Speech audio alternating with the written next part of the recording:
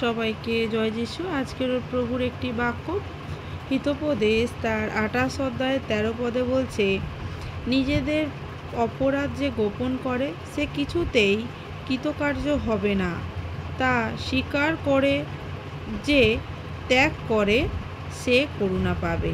Hallelujah. এখানে বলছে কি, অপরাধ যে গোপন করে, পাপ প্রত্যেক মানুষ করি, তা প্রভু যে বলছে যে পাপ যদি আমরা গোপন করে রাখি, তা যদি স্বীকার না করি, তাহলে ঈশ্বর কি বলছে, সে কিছুতেই কৃতকার্য হবে না।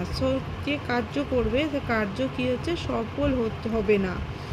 আর কি বলছে, তা স্বীকার করে যে ত্যাগ করে, যে স্বীকার করে সেই কার্যগুলো ছেড়ে দেয়, সে কার্যগুলো যেন না করে। যে যা কিছু প্রভুর দৃষ্টিতে পাপ আছে তা যদি না করে, তাহলে কি বলছে, সে করুণা পাবে। Hallelujah, praise the Lord. এখানে বলছে যা প্রভুর বাক্য, তা যদি আমরা একটু ধ্যান দিই, যা পাপ অনেক রকমের আছে, তা প্রভুর বাক্যে 10টা আজ্ঞার মধ্যে পাপের কথা বলা আছে।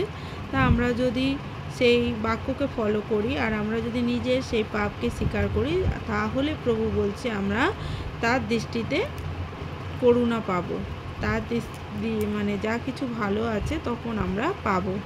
হালেলুয়া, সবাইকে জয় যিশু। তো আমরা এই বাক্যগুলো আমরা একটু মনে মনে চিন্তা করব, ধ্যান করব, তাহলে আমরা প্রভুর আত্মার সাথে আমরা কথা বলতে পারবো। হালেলুয়া, সবাইকে জয় যিশু।